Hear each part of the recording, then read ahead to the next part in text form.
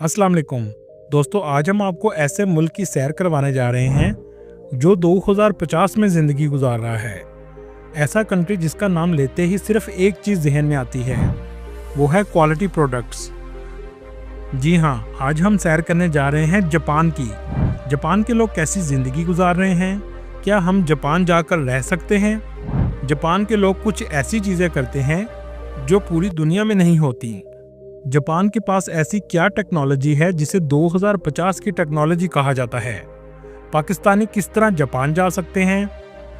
इन सब सवालों का जवाब जानने की कोशिश करेंगे आज की इस वीडियो में। आज की वीडियो बहुत इंटरेस्टिंग होने वाली है, एंड तक ज़रूर देखिएगा। चलें अब निकलते हैं जापान के एक शानदार सफ़र पर। इस कंट्री का ऑफिशियल नाम स्टेट ऑफ जापान है।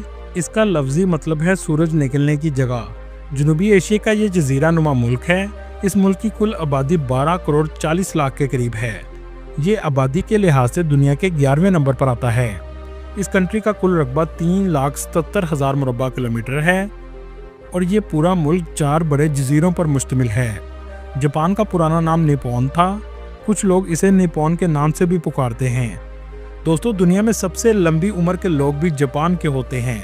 इसकी सबसे बड़ी वजह यह है कि यहाँ के लोग सेहतमंद ग़िज़ा और एक्सरसाइज वगैरह करते हैं। यहाँ के लोग अपने काम से बहुत मोहब्बत करते हैं और मेहनत से काम करते हैं। यही वजह है कि जापान तरक्की में सबसे तेज़ी से आगे बढ़ रहा है।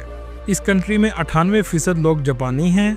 सिर्फ 2% लोग दूसरे ममालिक से आकर आबाद हुए हैं। इस मुल्क की सरकारी ज़ुबान जापानीज़ है। मईशत के लिहाज से ये दुनिया का तीसरा बड़ा मुल्क है। तीसरी बड़ी मईशत होने के बावजूद यहाँ के लोग घरों में नौकर नहीं रखते।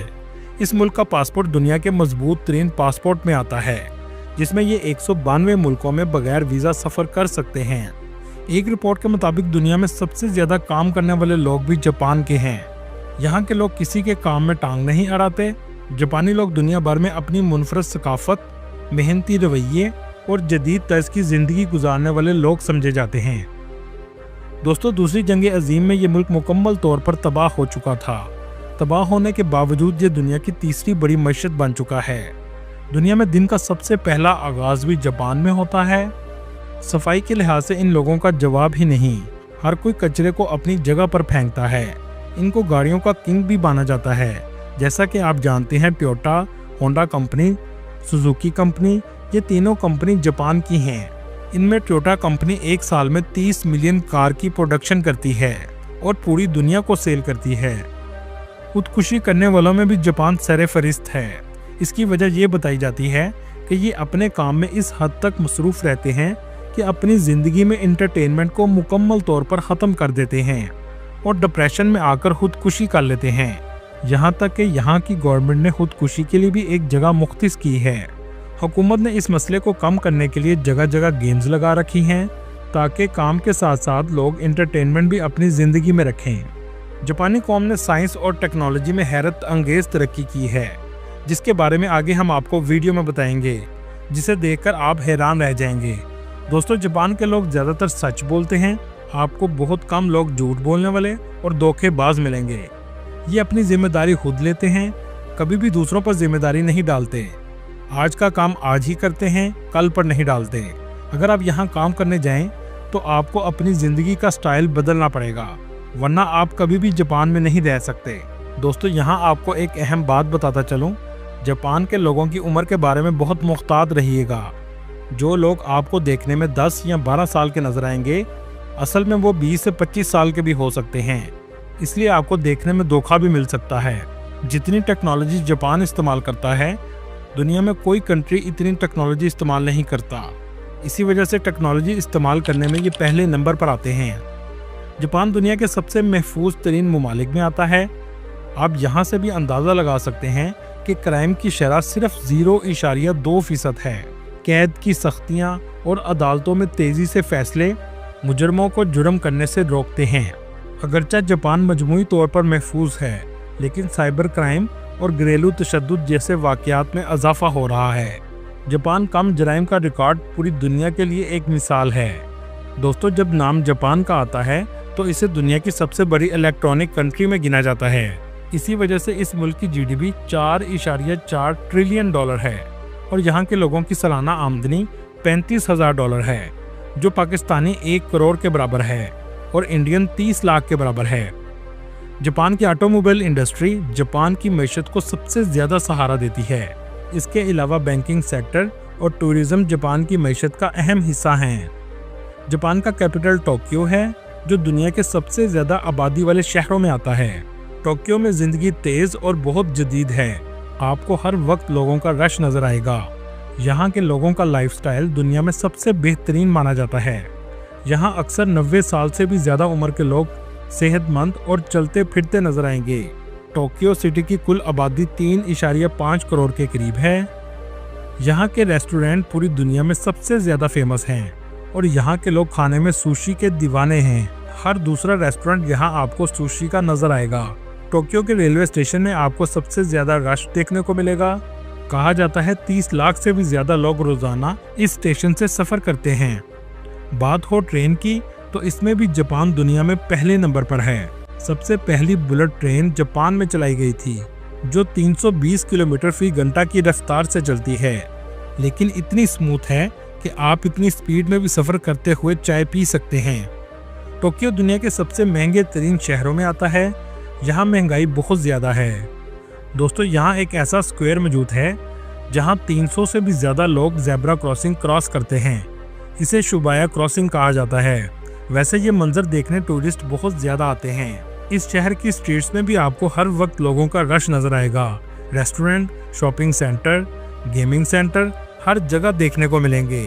दोस्तों, यहाँ आपको एक बात बताता चलूँ, एक बार जापान की ट्रेन सिर्फ 1 मिनट लेट हुई थी तो पूरे ट्रेन डिपार्टमेंट में हंगामा मच गया था। दोस्तों, टोक्यो का सबसे फेमस एरिया शुबाया है। इस एरिया में वेंडिंग मशीन आपको बहुत ज़्यादा नज़र आएंगी। शॉपिंग के लिए भी लोग इस जगह बहुत ज़्यादा आते हैं। इस एरिया में बहुत से ऐसे इलेक्ट्रॉनिक स्टोर मौजूद हैं जो टैक्स फ्री हैं, जहां से सामान बहुत सस्ता मिल जाता है। इस एरिया को आप न्यूयॉर्क के टाइम स्क्वायर जैसा भी कह सकते हैं। काफ़ी हद तक इससे ये मिलता जुलता है। टेक्नोलॉजी का इस्तेमाल यहाँ बाथरूम में भी किया जाता है। ऐसे जदीद बाथरूम मौजूद हैं, आपको लगेगा जैसे आप 2050 में आ गए हों। हर चीज़ डिजिटल है। दोस्तों, क्या आपने कभी ट्रेन पटरी के नीचे चलते हुए देखी है? नहीं? तो चले मैं आपको दिखाता हूँ। ये है वो ट्रेन जिसकी पटरी ऊपर की तरफ है और ट्रेन नीचे ऐसे चल रही है जैसे आप किसी फ्यूचर में जा रहे हों। आप जब भी जाएं तो इस स्काई ट्रेन का सफ़र ज़रूर कीजिएगा। टोक्यो की दूसरी तरफ सबसे फेमस स्ट्रीट शिनजुका है। बुलंदोबाला इमारतें, हर तरफ शॉपिंग सेंटर आपको नज़र आएंगे। टोक्यो का रात का नज़ारा तो देखने लायक होता है। पूरी दुनिया में जापान की नाइट लाइफ बहुत फेमस है। ऐसे लगेगा जैसे दिन अब ही हुआ है।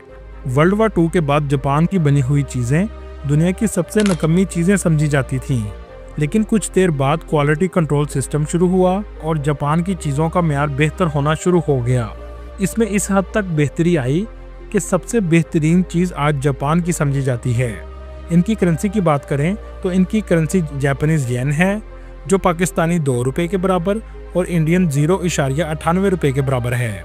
बचपन में आपने सेगा गेम तो ज़रूर खेली होंगी। इस गेम को भी जापान ने ही बनाया था। दोस्तों, इस कंट्री में टूरिस्ट बहुत ज़्यादा आते हैं। 2023 की रिपोर्ट के मुताबिक 20 मिलियन लोगों ने इसका विज़िट किया। ये ऐसा कंट्री है जहां आप कुदरती खूबसूरती, जदीद लाइफस्टाइल और तारीखी मकामात तीनों चीज़ें देखने को मिलती हैं। इसी वजह से ये कंट्री टूरिस्ट की सबसे ज़्यादा अट्रैक्शन की वजह है। दोस्तों, यहाँ आपको कैप्सूल हॉस्टल भी देखने को मिलते हैं। बहुत से टूरिस्ट इनमें स्टे करते हैं क्योंकि यहाँ रहाइश बहुत महंगी होती है और ये हॉस्टल्स बहुत सस्ते होते हैं। जापान की ट्रेन सिर्फ उल्टी ही नहीं चलती, बल्कि इनकी टनल भी बनाई गई हैं जो एक जजीरे से दूसरे जजीरे में पानी के अंदर से गुजरती हैं। टोक्यो से नॉर्थ की तरफ आप सफ़र ज़रूर कीजिएगा। इस इलाके में बर्फ़बारी भी बहुत ज़्यादा होती है और ट्रेन को समुंदर के अंदर से गुजारा जाता है। दोस्तों, आपने डोरेमोन के कार्टून तो देखे होंगे। इन कार्टून का पूरा विलेज में मौजूद है। ये कार्टून भी जापान के हैं। ये गांव टोको आका सिटी के पास है। ये इलाका डोरेमोन के राइटर को ऑनर देने के लिए ऐसा बनाया गया है। जापान के गांव भी शहर की तरह बहुत साफ सुथरे और तारीखी हैं, जिनमें शिरकागो और क्योटो सबसे फेमस हैं। यहाँ आकर आप जापान के कल्चर को भी देख सकते हैं और इमारतें भी आपको तारीखी जापानी कल्चर की नज़र आएंगी। दोस्तों चले अब आपको बताते हैं जापान में कुछ ऐसी चीजें होती हैं जो पूरी दुनिया में नहीं होती।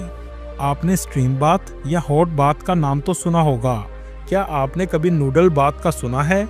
जी हाँ, जापान में नूडल बाथ भी लिया जाता है और लोग नूडल के सूप में नहाते हैं। पूरी दुनिया में रेस्टोरेंट में मेन्यू कार्ड दिया जाता है जिससे देखकर लोग खाना ऑर्डर करते हैं, जबकि जापान में जेली खाने बनाकर शोकस में लगाए जाते हैं ताकि लोगों को अट्रैक्ट किया जा सके। दोस्तों आपने किटकैट चॉकलेट तो खाई होगी, लेकिन जापान में इसके अजीबोगरीब किस्म के फ्लेवर खाने को आपको मिलेंगे जो दुनिया में कहीं नहीं मिलेंगे। यहाँ के लोगों को कम जगह में काम करने की आदत है, यहाँ तक कि छोटे घरों में रहते हैं। तरबूज गोल होता है और फ्रिज में ज़्यादा जगह लेता है। यहाँ के किसानों ने तरबूज को भी चौरस कर दिया ताकि तरबूज फ्रिज में कम जगह ले। खाना खाते हुए आवाज़ निकालना पूरी दुनिया में बुरा समझा जाता है, जबकि जापान में खाने की तारीफ के तौर पर खाना खाते हुए आवाज़ निकाली जाती है। जापान में 30 से 40 हज़ार पाकिस्तानी आबाद हैं। ज़्यादातर टोक्यो सिटी और ओसाका सिटी में रहते हैं, जबकि इंडियन की तादाद 50 से 60 हज़ार के करीब है। जापान का ओसाका सिटी भी टोक्यो की तरह बहुत खूबसूरत और जदीद है। ऊंची ऊंची इमारतें, शॉपिंग सेंटर हर जगह नजर आएंगे। अगर हम टूरिस्ट प्लेसेस की बात करें तो टोक्यो में एक म्यूजियम मौजूद है जिसे टीम लैब म्यूजियम कहते हैं। ये लाइट की मदद से बनाया गया है। अगर आप इसके अंदर जाएंगे तो आपको हर तरफ मुख्तलिफ लाइट्स नजर आएंगी। ये लाइट इतनी शानदार और खूबसूरत मंजर पेश करती हैं कि आप बस देखते ही रह जाएंगे। इसके अलावा माउंट फ्यूजी बहुत फेमस है, यहाँ पर सबसे ज़्यादा टूरिस्ट जाते हैं। ये जापान का सबसे खूबसूरत और बड़ा पहाड़ है, इसमें से लावा भी निकलता है। इस मुल्क में टेम्पल भी बहुत ज़्यादा हैं, जिसमें क्योतोस का टेम्पल सेरेफरिस्त है। आपने बहुत सी समुराई मूवीज़ देखी होंगी, इन फिल्म को भी इस जगह पर शूट किया जाता है। यहाँ पर एक हिस्टोरिकल विलेज भी मौजूद है जिसको यूनेस्को वर्ल्ड हेरिटेज में भी शामिल किया गया है। इस विलेज का नाम शिरिकावा है। ये विलेज बहुत खूबसूरत और एक अलग ही मंजर पेश करता है। इनका एक मशहूर टेम्पल है जिसका नाम बोडा टेम्पल है। इनके मुताबिक बुद्धिज़्म का आगाज़ इसी टेम्पल से हुआ था और इसे फादर ऑफ बुद्धिज़्म भी कहा जाता है। दोस्तों ओसाका कैसल का आप ज़रूर विज़िट करें, जिसका आर्किटेक्चर देखने से ताल्लुक़ रखता है। इस शहर का भी रात का मंजर बस आप देखते ही रह जाएंगे। बहुत से पाकिस्तानी कारोबार के घर से, स्टडी के घर से और नौकरी के घर से जापान आते हैं। कुछ पाकिस्तानी जापान से पाकिस्तान में गाड़ियां इंपोर्ट एक्सपोर्ट भी करते हैं। अगर बात की जाए वीज़ा की, तो अगर आपके पास मास्टर डिग्री या पीएचडी डिग्री मौजूद है तो आप हाईली स्किल वीज़ा पर जापान जा सकते हैं। आपको किसी एजेंट के पास जाने की ज़रूरत नहीं है, तमाम लिंक आपको डिस्क्रिप्शन में मिल जाएंगे। जापान में आबादी बहुत कम होती जा रही है और बूढ़े लोग बहुत ज़्यादा हैं। आपको जापान के लिए ज़रूर ट्राई करना चाहिए। वर्क वीज़ा पर भी आप जा सकते हैं, जिसमें प्लम्बर, नर्सिस, डॉक्टर्स, इंजीनियर्स और ओल्ड होम के लिए भी जॉब्स मौजूद हैं। वीज़ा अप्लाई करने का तरीका ये है कि आपको VFX ग्लोबल की वेबसाइट पर जाकर अप्लाई करना होता है। अपॉइंटमेंट 4 से 6 हफ्ते के बाद मिल जाती है और वीज़ा 8 से 10 दिन में लगकर आ जाता है। न्यू ईयर में लाखों की तादाद में लोग जापान में जाते हैं।